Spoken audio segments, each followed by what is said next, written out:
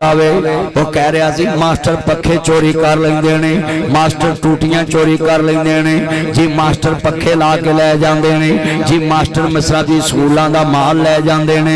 मैं कहांगा नाजी दुनिया में ते राणा साहब अल्लाह तुहानू वजीरे पंजाब बना दिता वे, तलीम दे तुसी वजीर हो। मैनू लगदा वे जेड़े मास्टर को तुसी पढ़े जे, तुसी उन्हां दे बारे भी इहो जे लफज कहिंदे होवोगे, अपने लफज वापस ले लो। तुसी बड़े पढ़े लिखे बंदे जे, तलीम दे ना प्याला तुसी मिनिस्टर जे, तुहाडे कोल महकमा तलीम दा कलमदान है ते अज मास्टरां दे दिल दुखी ने, हाय उस्तादां दे दुखी ने।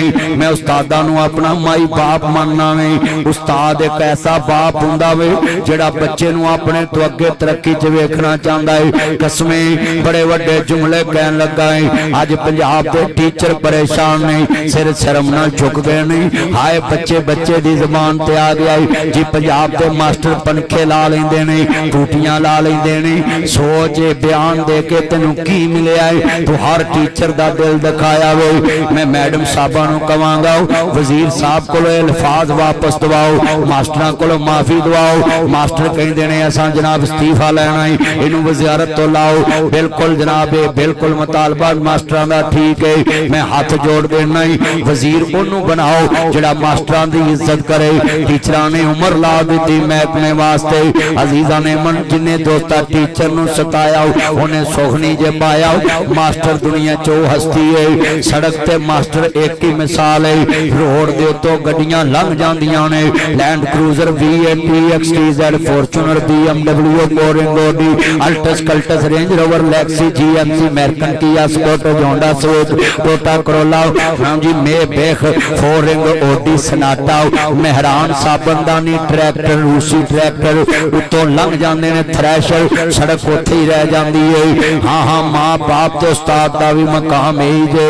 वीरो इन्हां को पढ़ के इन्हां को पल के मुंडे मास्टर बन जाते, मुंडे DG बन जाते, मुंडे नाजी दुनिया च राणा सिकंदर साहब जैसे वजीर बन जाते हैं। कोई चीफ मिनिस्टर बन जाता है, कोई ना पहला प्राइम मिनिस्टर बन जाता है, कोई जनाब जज बन जाता है, कोई सिविल जज बन जाता है, कोई एडिशनल जज बन जाता है, कोई जनाब आला सैशन जज बन जाता है, कोई जनाब जी हाई कोर्ट का जज जस्टिस बन जाता है, कोई चीफ जस्टिस बन जाता है, कोई चीफ जस्टिस ऑफ पाकिस्तान बन जाता है, कोई जनाब फौजी हवालदार, कोई जनाब जी कैप्टन बन जाता है, कोई जनाब मियां में मेजर बन जाता है, कोई कर्नल कोई फुल कर्नल बन जाता है, कोई ब्रिगेडियर कोई जनाब जी मेजर जनरल बन जाता है, कोई जनरल कोई फुल जनरल, कोई चीफ ऑफ आर्मी स्टाफ, कोई फील्ड मार्शल बन जाता है। मास्टरां दे कोलों पढ़ के कोई जनाब CA चार्टर्ड अकाउंटेंट बन जाता है, कोई मास्टरां को पढ़ के CSS करके अभी कोई PSP अफसर बन जाता है, कोई जनाब ब्यूरोक्रेसी में असिस्टेंट कमिश्नर बन जाता है, कोई जनाब डिप्टी कमिश्नर बन जाता है, कोई कमिश्नर बन जाता है, कोई जनाब सेक्रेटरी तलीम बन जाता है। मैं हाथ जोड़ूंगा सिकंदर साहब अज मैनू इत्थे नबी रियाज साहब मिले,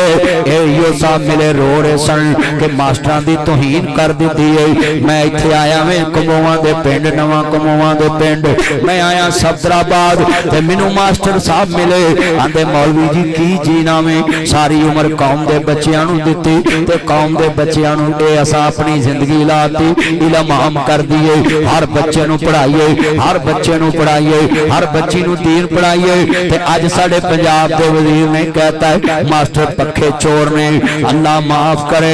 इत्थे हुकूमतां लुट के खा गईयां फिर भी हाजी सनाउल्लाह, वजीर लुट के खा गए फिर भी हाजी सनाउल्लाह, ते जनाब मास्टरां नू पखे ते टूटियां दा चोर बनाया है। रब्बा ए की नेरी भुल गई है, तेरी खलकत तेनू भुल गई है। असां मास्टरां सारियां वेखीए, असां मखलूक सारियां वेखीए। एक वजीर दे हथों महकमा तलीम दे हथों मास्टरां दी इज्जत रुल गई है। और दसो मास्टरां नू पखे चोर कहना ते टूटियां चोर कहना है किधर दी इंसानियत है। टीचर कौम दा सरमाया।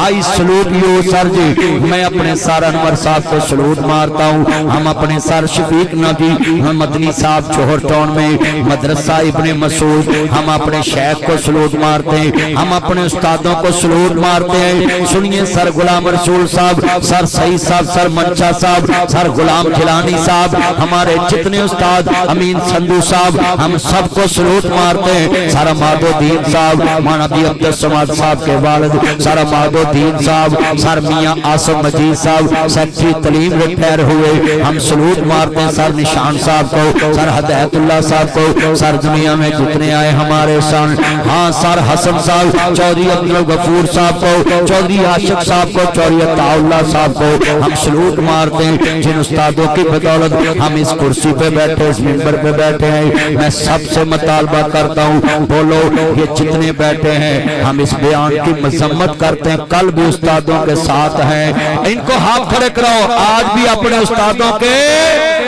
सारे बोलो, कल भी उस्तादों के साथ, आज भी उस्तादों के साथ हैं। और ये जनाब वजीर साहब को बयान वापस लेना चाहिए, क्योंकि हम तो सिर्फ इज्जत करने वाले लोग हैं। हाँ राणा बरादरान बड़े अच्छे लोग नहीं, मैंने यकीन है कि उस्तादा को माजत कर लेंगे। माजत करने वाला बंदा कभी गिरिया नहीं, अल्लाह इज्जत ही देंदा वे।